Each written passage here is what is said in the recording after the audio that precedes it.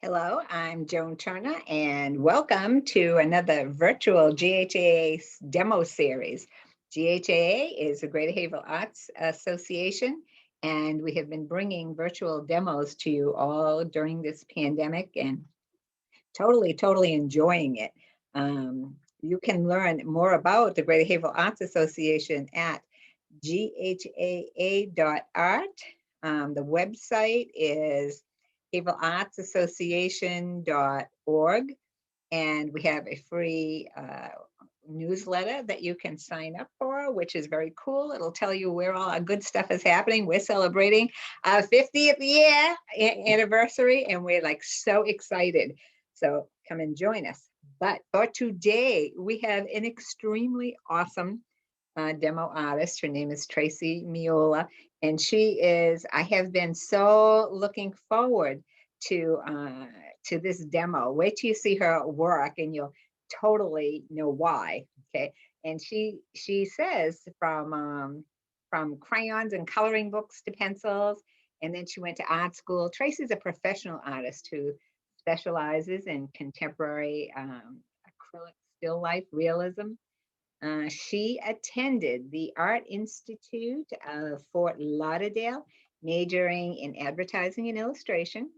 She has a controlled style of art dates her controlled style of art dates way back to her coloring book days. And even then, she carefully tried to color the picture as realistically as possible. And like I said, you're in for a treat here. Tracy paints with fluid acrylics on panel and canvas. She uses her own adapted technique of lightly layering paint in thin layers, which I've never seen before, which gives her painting a soft blended look. Her paintings can have 20 or more layers of paint on them and still look very soft and smooth. She's intrigued with everyday objects and is compelled to make them visually interesting. She'll focus in and study each one to find every little sparkle, every little highlight. And this is why she includes elements in her paintings that are reflective, have texture, are transparent.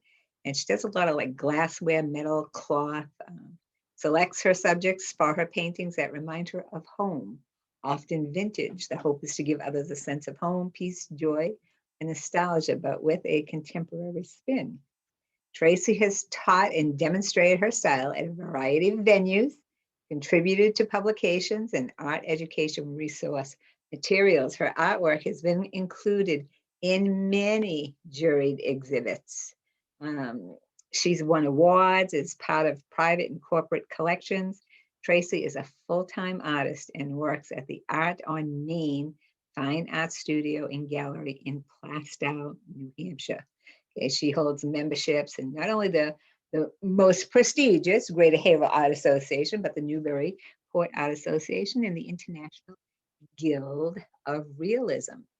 So, without further ado, let me introduce you to Miss Tracy Meola.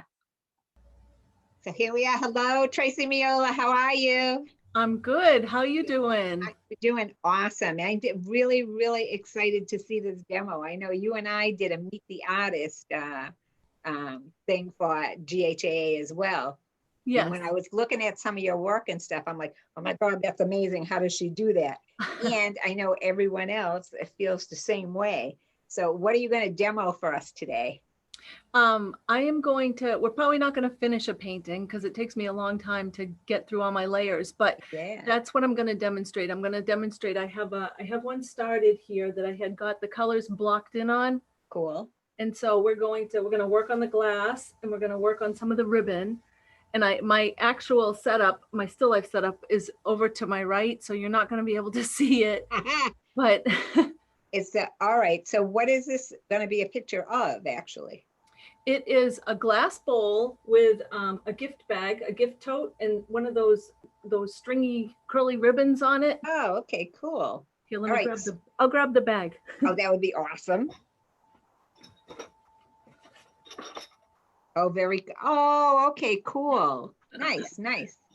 All right, so what I'm going to do is I'm actually going to turn my camera off so we can see what you're doing even better. You'll still be able to hear me, okay? Okay.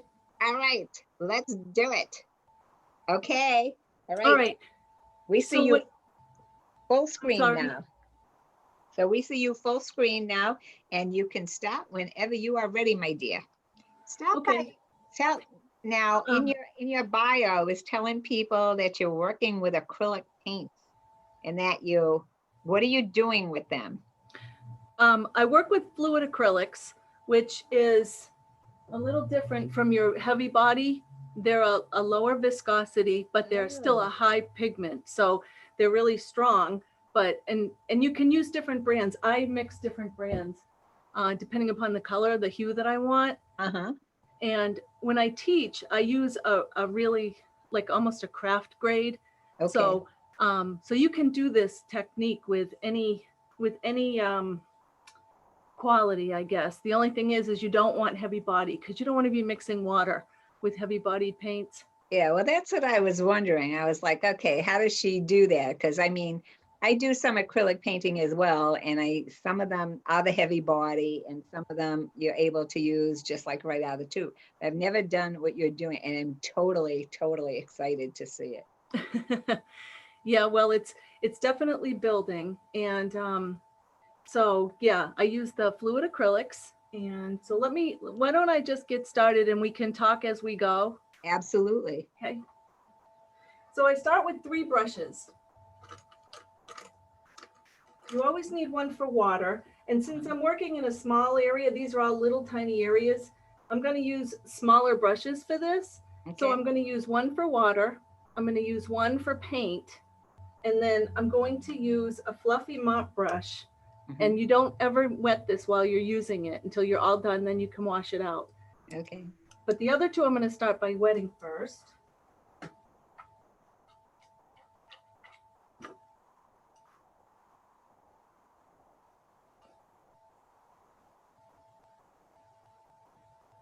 So the handles on that bag look very 3D. Is that painted on, or are those really handles?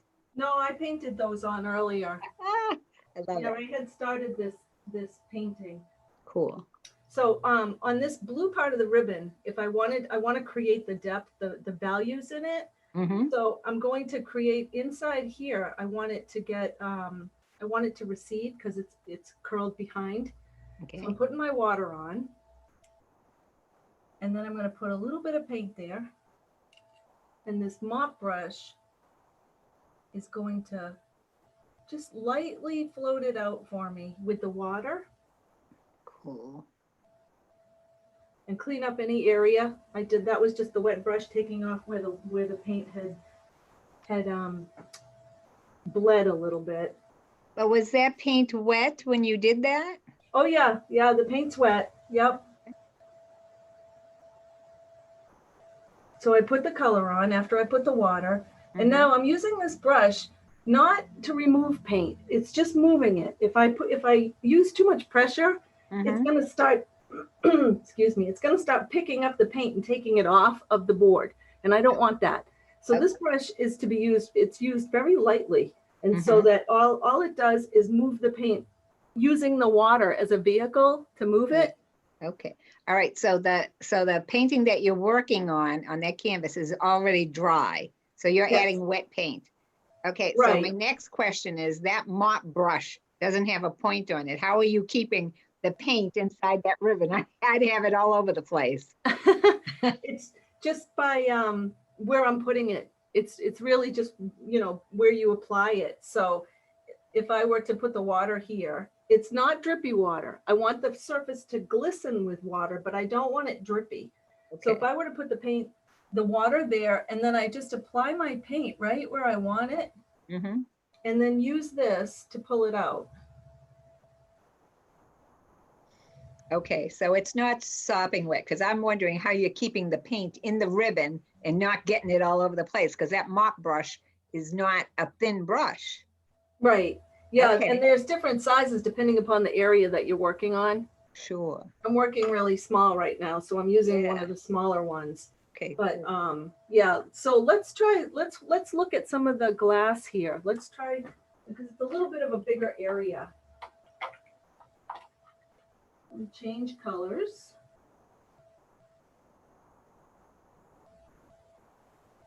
And the glass is actually a little bit more blue than I started it with, but I want these tones in there. So that's why I did it this way. I started with the turquoisey color because I want it to show through. Okay. So let's put our blue, let's start here. And we'll put the blue.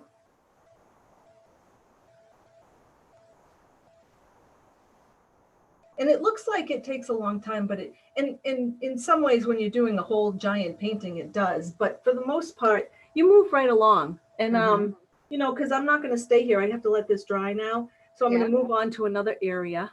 Okay. And there is a nice, I drew on some of the detail ahead of time so that I wouldn't have to be guessing for demo purposes.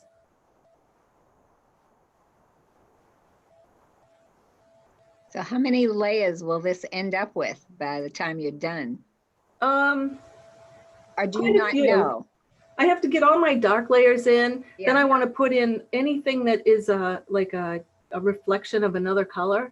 And then I'm going to go back, and then you put your final highlights in all of your light values. So it's quite a few, but like I said, you do move along. You do move along quicker than you might think.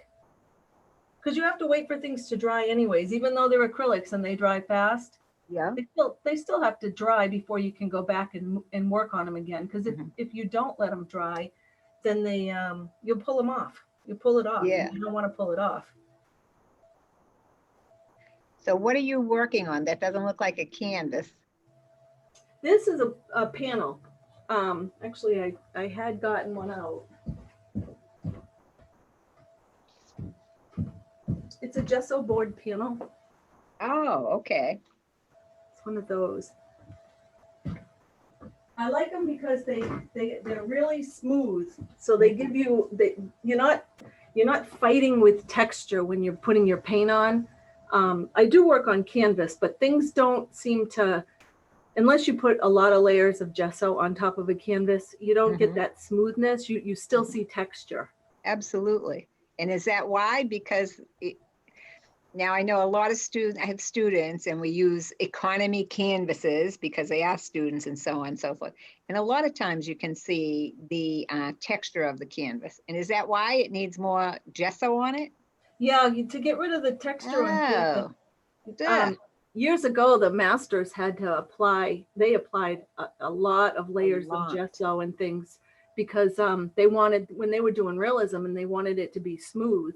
And now we have the ability to just use the panels. So yeah. Well, I did not know that. I've been teaching for over 40 years. Don't tell anyone, but I'm like, oh, is that why? Because every now and then they'll say, is there any way to get rid of this? And I say, oh, just go thicker with the paint or whatever, you know? Now I know the secret. I love it. Yeah, it is cumbersome though to cover it up.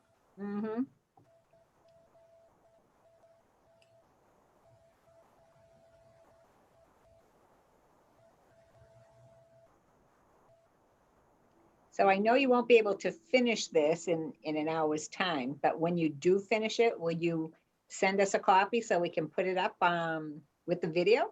Yeah, sure. Yep. Yay. All right.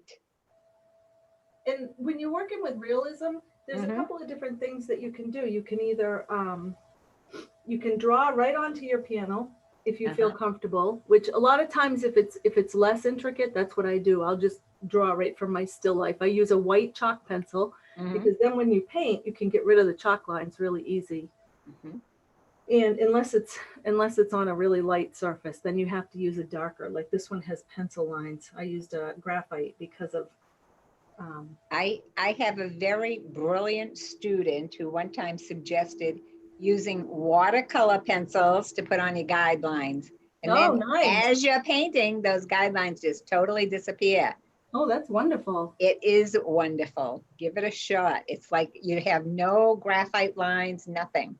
Oh, that's great. I mean, that is the whole purpose of using the chalk pencil is that the lines just kind of melt away with the water. But if you're not comfortable with that, you can always draw it first, draw it on paper, which I usually have my students do. I usually have them draw on paper first so that they can do their perfecting, because you know they're always racing and wanting to get it to look perfect before they even apply it to their painting, Of their course. board. So then you know you can transfer it. So if you draw it first, then you can use transfer paper to transfer it. Yes. Yes, we've done that as well. And you can do it in stages too. I generally like to get things blocked in. I like to get my areas blocked in, my bigger Sure. areas. And then I'll go back and start adding the other things, you know, the values and things like that.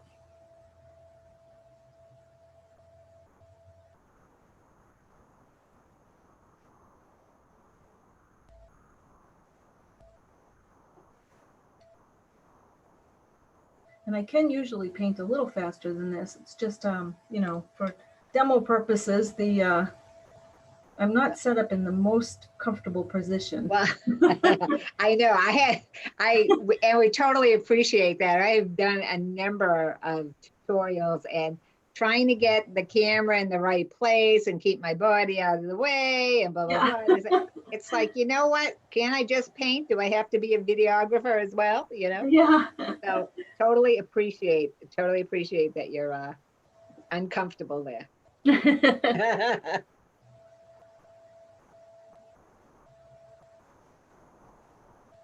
So I'm keeping these layers really, really thin because this is glass. So I don't want to have anything too heavy here. I want to still be able to see through it. Yeah.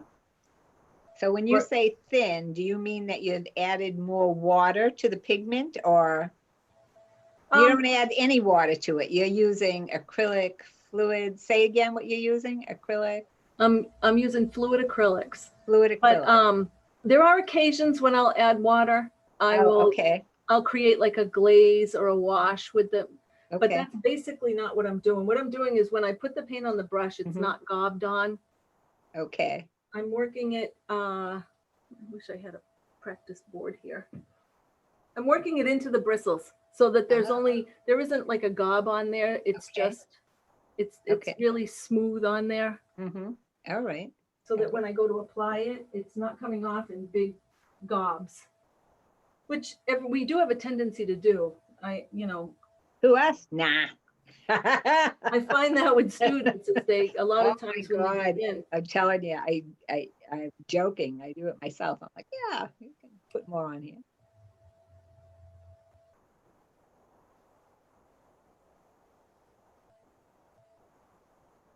Now these acrylics, the fluid acrylics, now when you go to put, say, maybe a highlight or a shine on there, would a lighter color over the blue?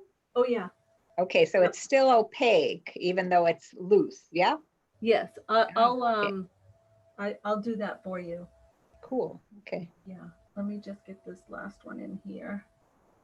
And then we'll go back to the ribbon.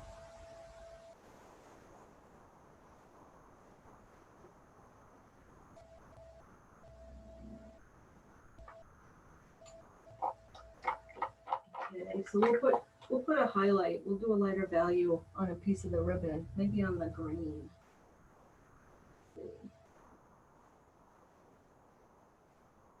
I like to use gray a lot too. I use gray as a toner a lot.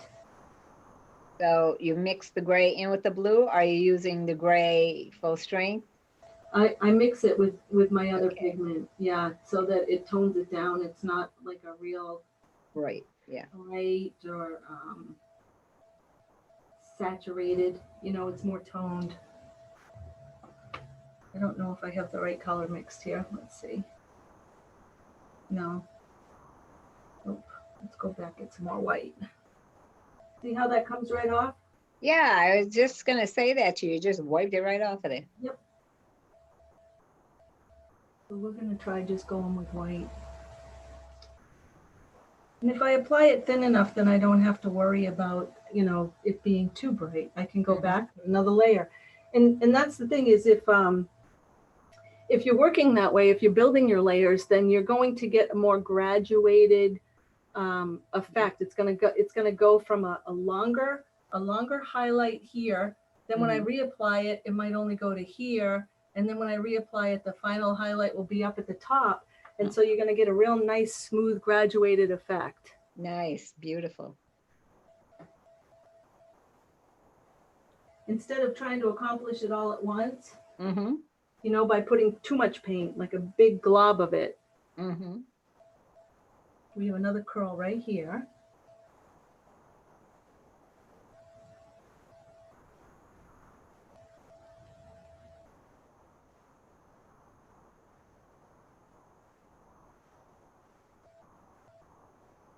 Very nice. A wet brush just kind of cleans up the side where the paint went that I don't want it. Mm-hmm.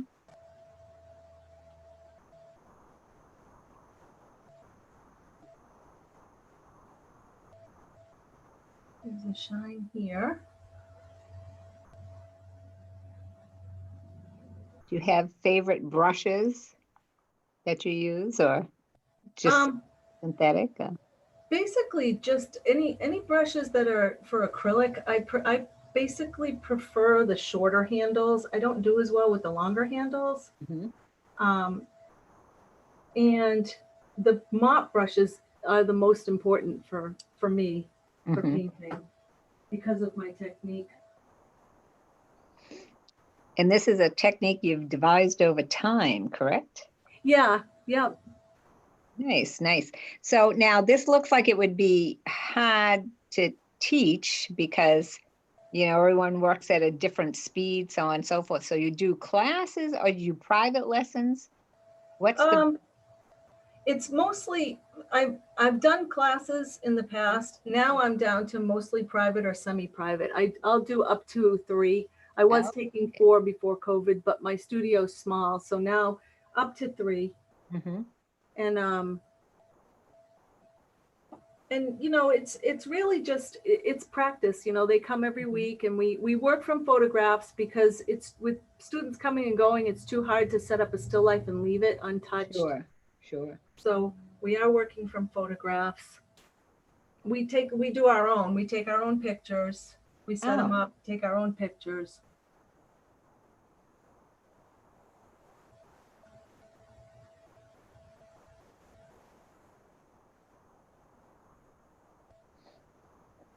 Can you see those highlights starting to come out? I sure can. Awesome. And normally I wouldn't be there yet. I would finish all of my darker values first, but yeah, this is good because you get to see that, you know, what happens, you know, well, you know, in painting that the highlights come forward and the dark values recede. So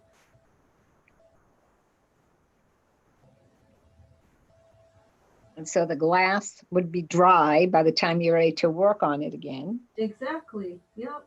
So they really don't take too long. I was wondering where they were thinner, if they would take longer, but you were able to work on that ribbon relatively fast. Yep. Yeah. Let's see, where else do we have we have a dark one down here.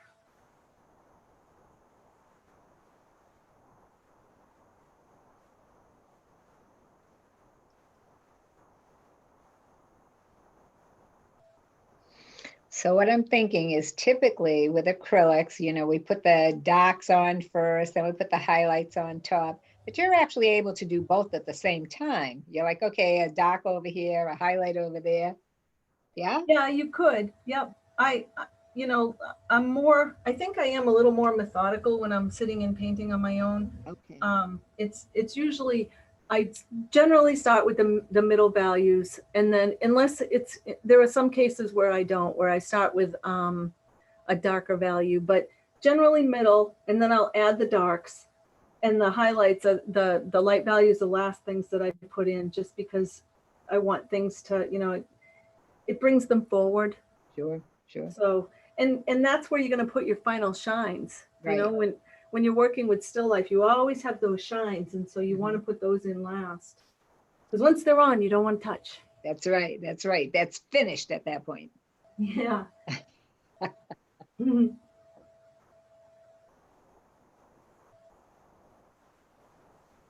It's like a puzzle, this ribbon. I was just going to say, how the heck are you making heads or tails of it? It's like a puzzle. You can't really be too specific. Getting some more little darks in there. And so this is, this is a little tedious. I mean, doing this is a big undertaking, the ribbon part, but Ribbon, yeah. so I am going to go back to the glass.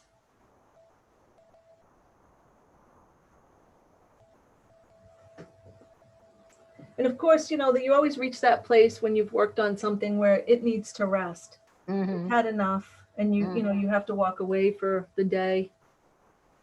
Absolutely.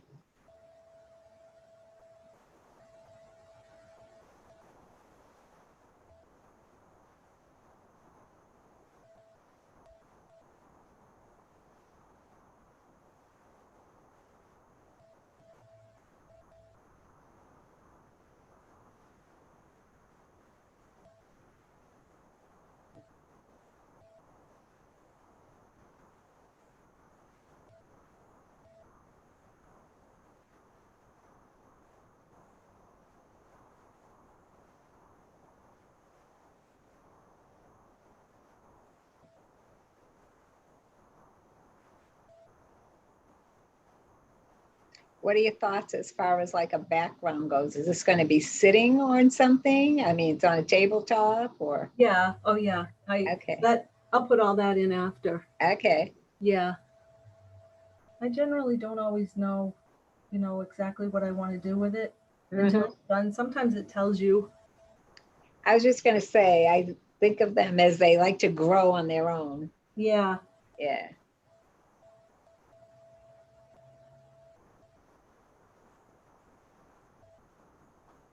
And see if I mop in the direction of something that something is shaped. It gives it that proper shape, Yeah. Yeah. Makes it look 3D. Like when I'm working on the ribbon, I'm working this way because that's the way the ribbon is shaped. And then when I'm working on here, this is shaped with a con. Now that seems like it would be common sense to me, but I can't tell you how many times students will they think they're just applying paint and it doesn't matter how they put it on there. Yeah. Be like, wait, it's round. Do a round stroke. Yeah, exactly.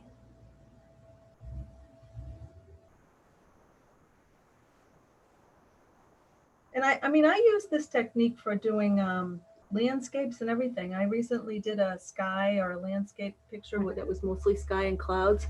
It did clouds beautifully. I was just thinking that anything really soft, but you have done like mason jars and all kinds of kind of sharp things that really look like glass. One of the things that before I even met you, you had some work hanging somewhere, and I stood and like stared at for like half hour and got, how did she do that? This is how. Yep, this is it. And I sit and listen to my music, or I'll put on a book and listen to a book. Oh, good for you. And then I have some audio books, and I never think to get them. I had a Kindle one time that would read to me, but it's very flat tone, no intonation. Oh, right. Yeah. So I know someone else who does audiobooks too. Well, if your local library has something called Hoopla, yeah, then you can listen to books. Listen to them. Like 3 or 4 a month, I think. Well, something. If I were listening to a book, I'm not sure I would be able to paint at the same time. Maybe. Really? Yeah, I think so. I mean, I can listen to music, but I don't need to like totally focus on it. If I'm listening to a book or reading a book, then I have to focus on it.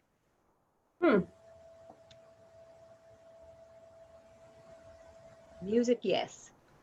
And I find like if I have mellow music on, I'll paint mellowly. If I have really fast music on, the paintbrush is moving faster. Yes. So definitely, I'm definitely influenced. Yeah. Yeah. We laugh about that in class. When I put fast music on, I say, all right, let's pick up the pace. Pick up the pace a little bit. Besides artwork, I do meditations and energy work. Do some hypnosis and stuff. And there are times when I mix the two mediums. We had a class of meditators with canvases in front of them. So we'd have them do like a 10-minute type of meditation, relaxation. Then it'd be like, okay, open your eyes. What colors are you drawn to? Don't think about, what you want to make. Just do color work and blah, blah. And some of the work was absolutely amazing. Huh.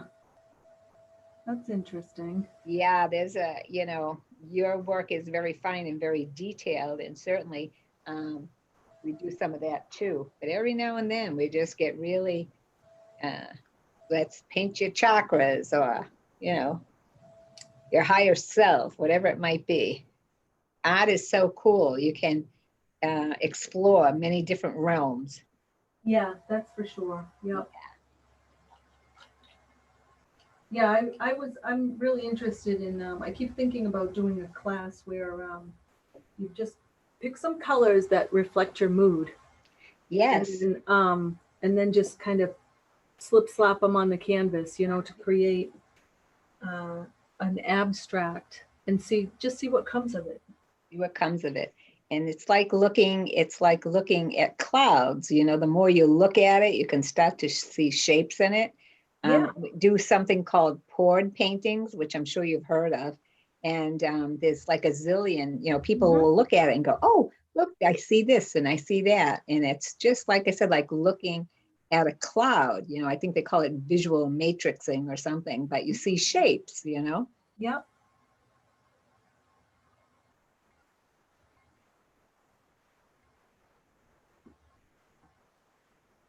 So this is a jar in front of the bag, in front of the gift bag, yes? Yes. Mm-hmm. And the little covered jar is it's blue. I know. I think that's cool. And it was basically started out with the same blue as the blue on the bag, but now I'm starting to see it clearer because you're putting in the contrasting stuff there. Because I'm looking backwards and coming back this way, I keep getting confused as to which side I'm on. I know. Do you want to put it in front of you? Like beside the canvas? Would that help? I don't really have anywhere to put it. Okay. So in my setting up, I just I pulled out everything that I could, but I'll have to see if my husband can help me get a better setup if I'm going to do more of this. I know. Well, things are starting to open up a little bit more, but I have a feeling the tutorials and the virtual stuff is probably going to stay to a more or less degree because, even before the pandemic, we do have people who are kind of confined to their homes and whatnot. Mm-hmm. So I have a feeling this is going to be part of our new norm, even though we'll do much more in-person stuff. Yeah, it seems like it's really helped a lot of artists. Yeah. With exposure and. Yeah. And I mean, on Greater Haverhill Arts Association, we started doing a podcast called Meet the Artist. And it's for GHAA members and gives people a chance to meet them and see some of their work. And we decided we would do it virtually. And it's been absolutely amazing. And I mean, I have been a GHAA member for a long time, but you don't get to meet every single member or every single person in the association. So, I'm getting to meet them and, find out what they're all about, and they talk about what they do. And I just find it extremely cool. Yeah, that is. Right. There's a lot more exposure, and it has worked out well for the artists, I think. So there's a couple of little lines in here, and I'm going to use a script brush to get those lines in. A script brush, like a rigger brush or smaller hairs? What's a script brush? A script brush is it's a round brush like a liner, but with long bristles. Oh, okay. All right. I called it a rigger brush, I guess. But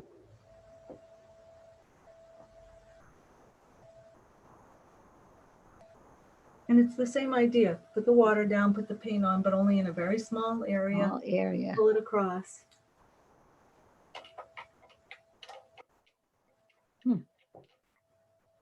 Yeah, I probably should. I don't know. I was thinking I had this already started and I liked the colors. I thought it would be a fun color to do, but I probably should have done something that was a little bigger so I could use bigger brushes.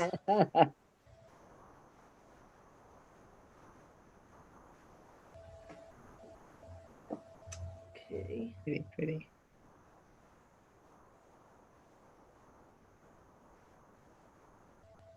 I'm going to do kind of a bigger area here.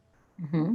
There's the turquoise is left out here, but this kind of gets filled in a bit in here. Nice, nice.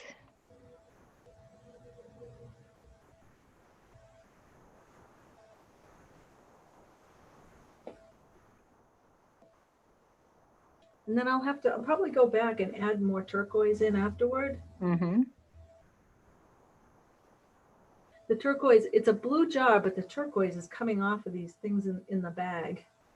So it's really making the jar look a lot more, have a lot more turquoise in it. And then I use a blow dryer too. So if I feel like things are getting too saturated and they're not drying quick enough, I'll give it a quick blow dry. I know. Who knew that a hairdryer would be part of the art room? Every single person that does art has a hairdryer in the art room. I know. And I find that students love them. Yeah, absolutely.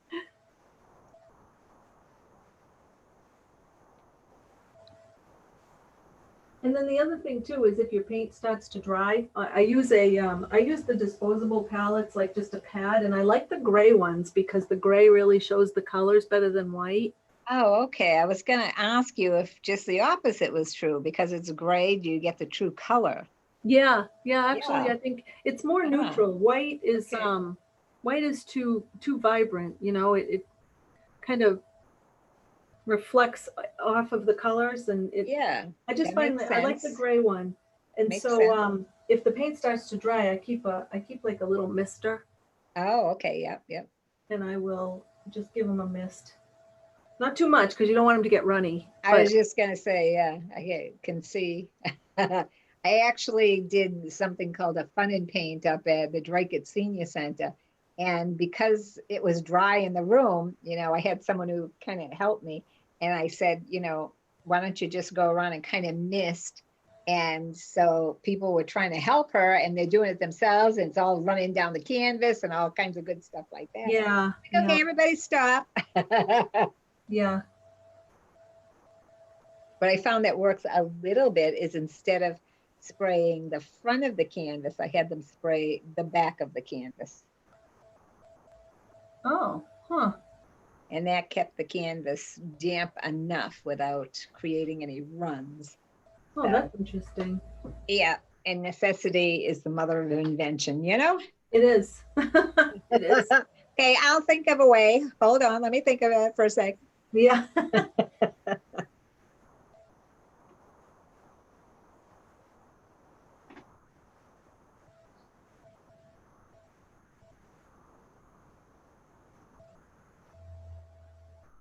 Okay, let's see.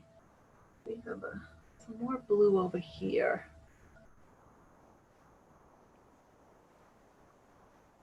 Here, I think this might be too dark. Yeah. Now, are you using different colors of blue? You're using a turquoise, and then what's that blue? Let's see. I am using cobalt blue from Golden, and I mixed some Payne's gray in. Okay. And that gave me a little bit of a darker. And I also have I have phthalo out, but I don't think that is I don't think it's the right hue, but I'm putting bits of it in here so that we get, you know, so that we get some variation. We don't want it to get too monotone, or, you know. Always, and that's the other thing too. When I get to the end, I always look to see where there's color that I'm missing. There's got to be some reflection, because there's always reflected color coming from other things around. Absolutely. So when I'm done, that's usually what I'll do. Then that starts to really make everything pop a little bit more. It gives it more reality.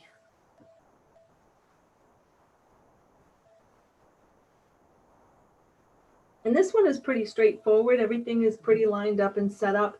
But a lot of times when I'm doing jars, or if I'm doing things that, you know, kind of recede off into a background, a dark background, Yeah. then one thing that I tell my students is you have to be really careful not to let your mind fill things in for you. If a line is disappearing, let it disappear. Don't fill it in just because you know that it belongs there. Yeah, because you know it's there in reality. That's right. Yeah, I mean, you have to paint what you see, not what your mind's telling you. Yeah, famous last words. Paint what you see, not what you know is there. Yeah, exactly. Yep.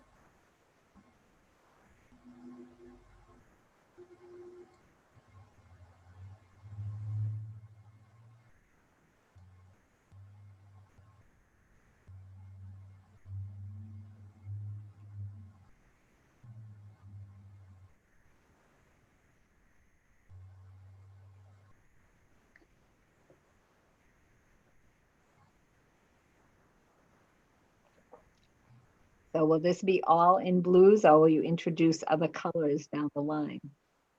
I will. Yeah, I will put some other colors in there at the end when just to add as the reflections, like little reflected colors. I just want to get like the body of it, the meat of it in there first, and then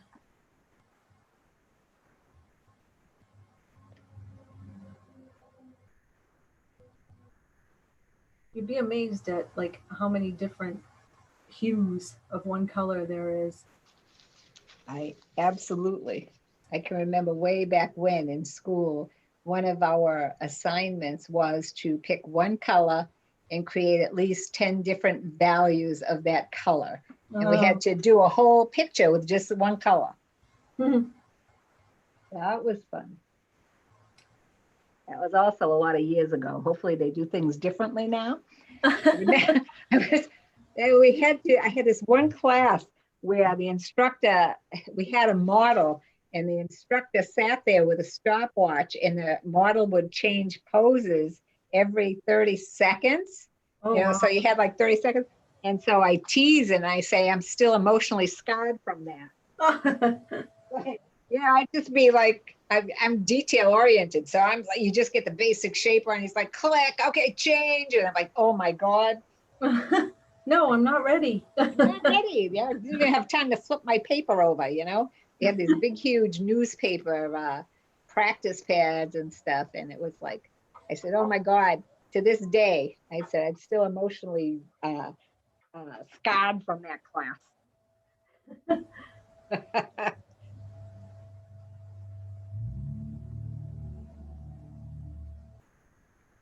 That's something I think I'd like to try again. Oh, yeah. Not the speed, but and life drawing. Yep, the life drawing was excellent.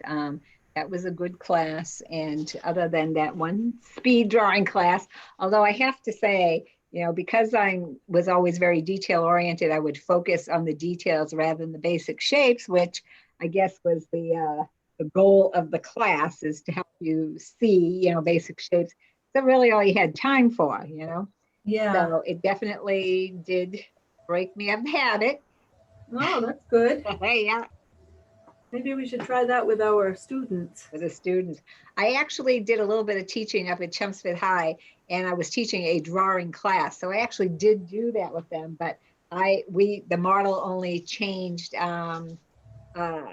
poses like every 2 minutes or so, So we had a little bit more time. I couldn't quite do the 30-second thing.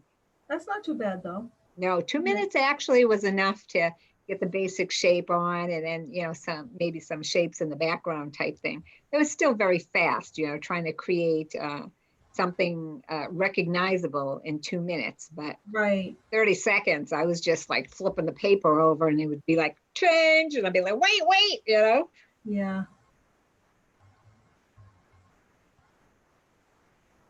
in the Chelmsford class, I just said to them, just do this without any expectation. I said, and don't look at eyes and nose and lapels. I said, just basic shapes, circles for the head, cylinders for the neck, you know? Yeah, They right. actually did very well. They did do well. So I figured if I got emotionally scarred, I can emotionally scar them too. But they were good. They were good. They actually did well.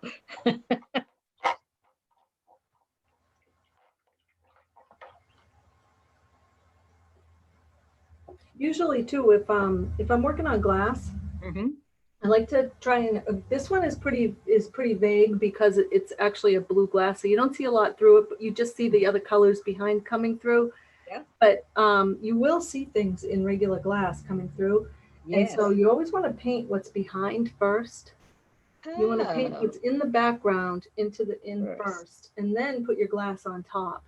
Okay, so if you paint the background first, usually it's not as sharp because you're looking through glass. So Right. do you draw it distorted? Yes. Oh, okay. Yeah. I was Yep. gonna say, how do you distort it after the fact? Okay, got Yeah, it. you put it in whatever way that you see it See there. it. And Okay. then when you put the glass on top of it, Ah, then it blurs it even more. It makes okay. it sets it behind. That makes sense. Okay. Yeah. Good, good. All right, let's do a little bit of the green again. Let some of that jar dry.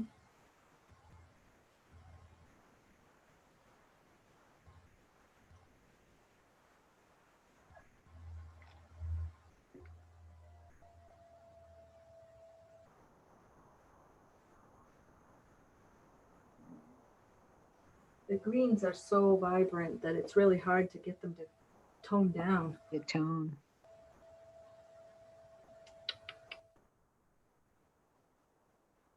There. This is going to be right in the middle. So how do you tone them down? Do you put the gray in them? Yeah, and I will pick up a tiny, tiny bit and then add the white to tint it. Okay. And then definitely a little bit of gray, yeah, Mm-hmm.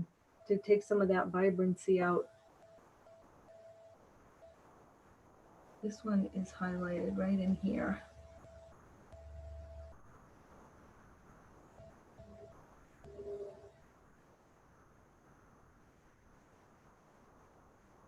And this one I'll put on again.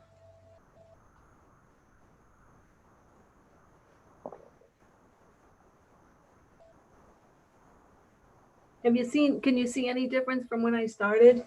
Absolutely. Oh, good.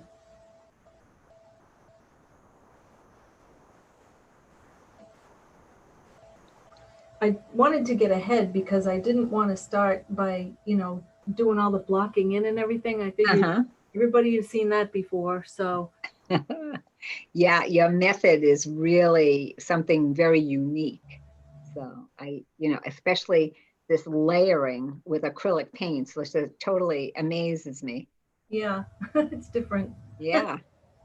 It's pretty close to watercolor almost, I think. Yeah, that's as I'm watching you, it's kind of reminiscent of that, at least technique wise, except, with, like I say, the acrylics are opaque. You probably have a little bit more freedom probably than you do with watercolors. Yes, you do. Yeah. Because the watercolors are kind of unforgiving. Yeah, they definitely are.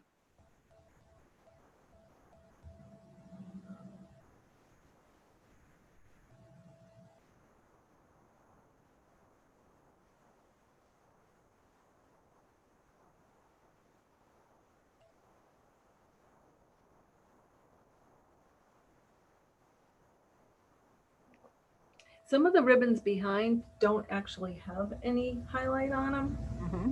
They just have the shadows, the darker values on the shadows. So that raises the question, how much do you paint and draw exactly what you see, or do you ever take artistic license and say, yo, I don't want that telephone line in there, Definitely artistic license. Yeah. Sure. As long as it makes sense. You know, you have to be careful that you don't, when you're doing this type of thing, you want to make sure that the light is coming from the right light source and, you know, so, but yeah, I leave things out. I change, yeah, definitely artistic license. Yeah, because I was thinking that with what you were saying about the ribbon, and I'm like, okay, so what do you do with that? Also, in the gift bag, there looks like there's a fold in the gift bag. Did you paint that Yes, in there? I did. I painted that in. Yeah. I love it. I love it.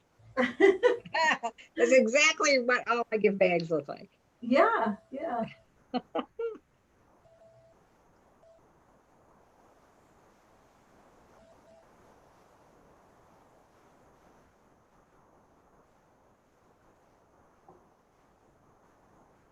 See if we can get some. Oh boy, we keep making this too vibrant.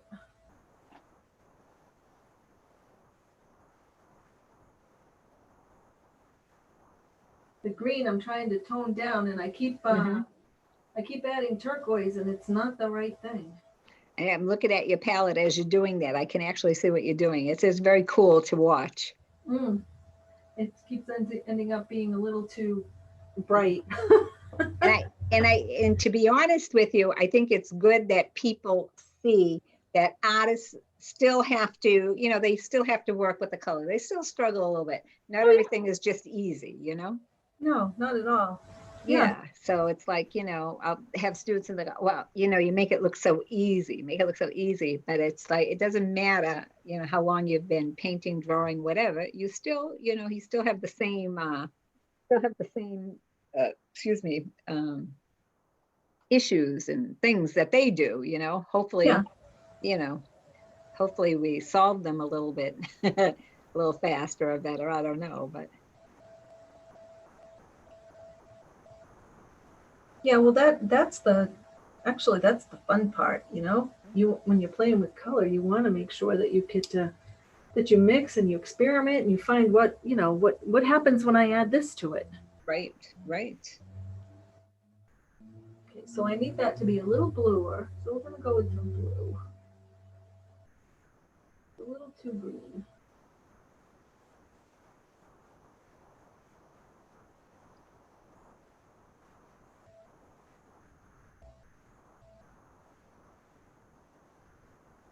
Not there yet.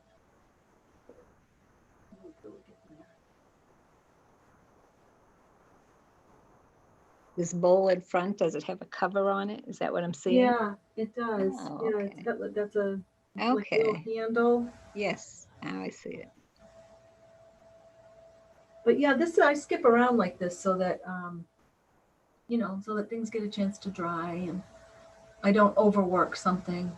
Yeah, I was just going to say, working the whole picture this way, you're not overworking one area, especially it depends on the subject matter, certainly, but, I have students that will do like a picture, say floral, and they'll like finish one flower. Yeah. And then, they'll do another one like, oh, well, this one came out different. Let me adjust this one, So we didn't work the whole picture at once, Yeah. Yeah, I think that's important because it gives It you, then is. you're moving the colors around too. And Yeah.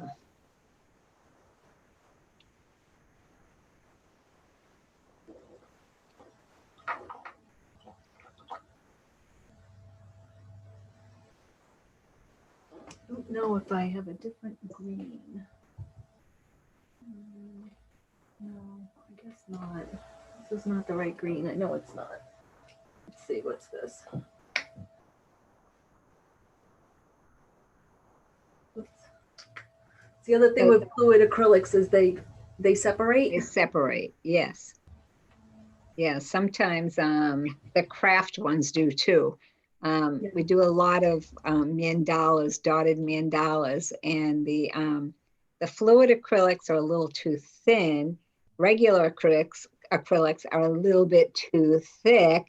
So the craft acrylics actually work out the best. And they typically separate, especially if they've been sitting for a while. Yeah, and the cold and hot will get to them too. Like definitely in the studio, I turn the heat down at night to go home, and So they're always going from cold to warm to cold to warm. My art studio is actually part of my house. I live in a townhouse, so there's 3 floors. So the bottom Nice. floor is the art studio. So even though it's a little bit cooler down here, it stays relatively stable. Yep, like how that looked.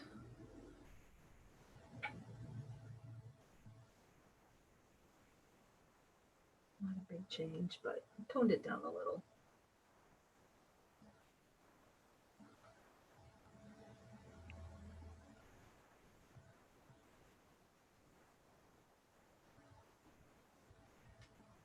Okay.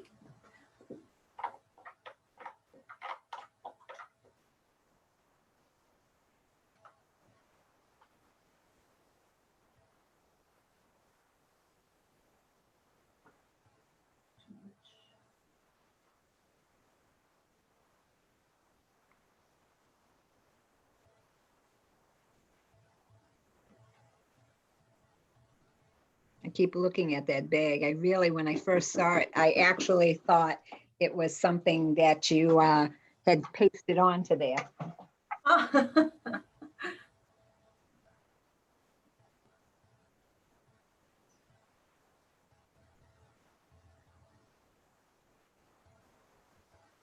Well, hopefully that's how everything will look when it's done.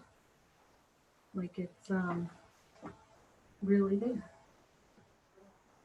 I can't say that. I mean, I'd like to say that I paint you know, hyperrealism or photorealism, but it's not quite there. It's more, it's realism, but it's not quite that intense.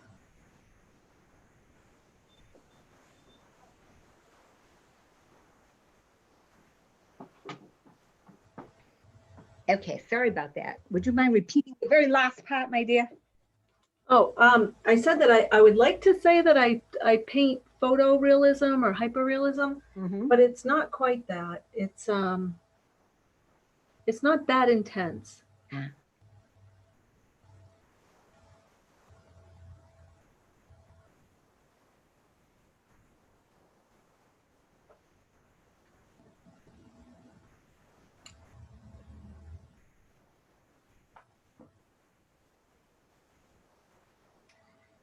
Okay, let's see.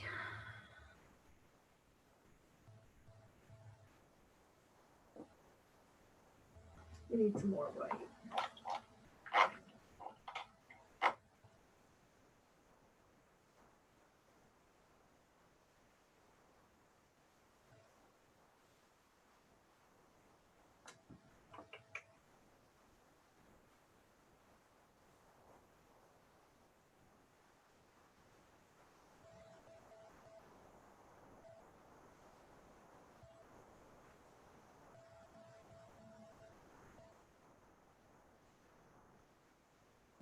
Curl.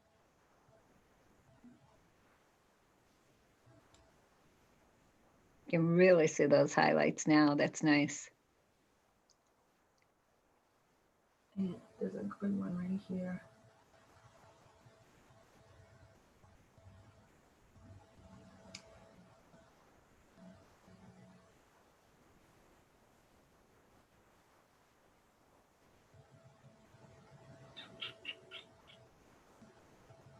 What is happening here?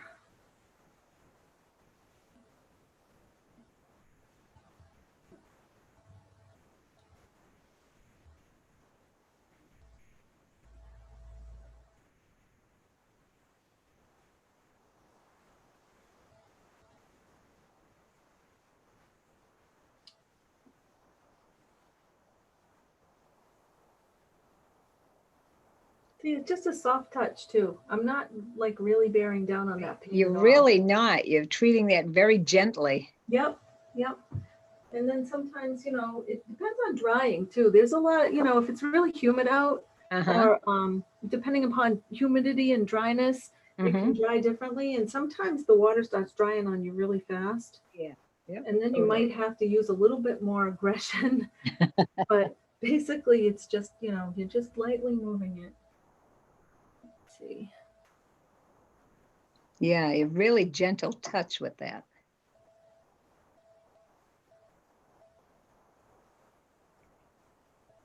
Now that putting those layers on is so time consuming. What's the biggest piece you've ever done? In this way, you know, like the biggest still life was probably um, 24. One with layers? Really? Oh yeah.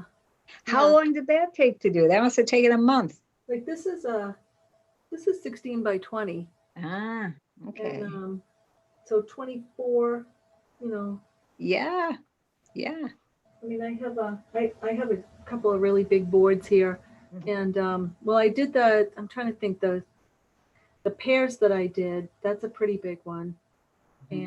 And that one took a while. I leave them on the easel. I'll leave it on the easel and I'll work on small ones in between. Mhm. So while you know, I'll take a break from this, or I'll do a little bit, and then I have a couple of stations going at one time Yeah, so that I okay. can move from station to station, you know.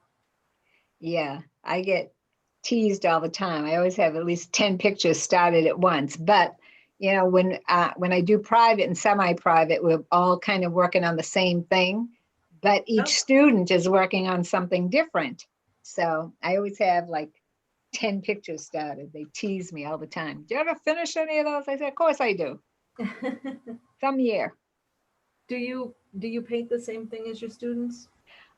In some cases, I do because they're looking for a very step by step. And if they're doing something that I haven't done before, the best way to help them is to actually experience it myself. So, Right.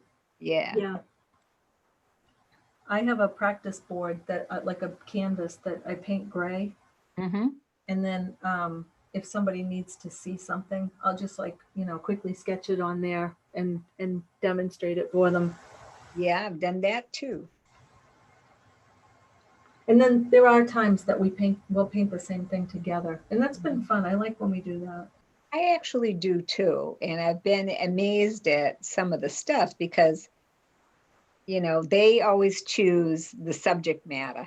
And sometimes it's not something I would have chosen for myself.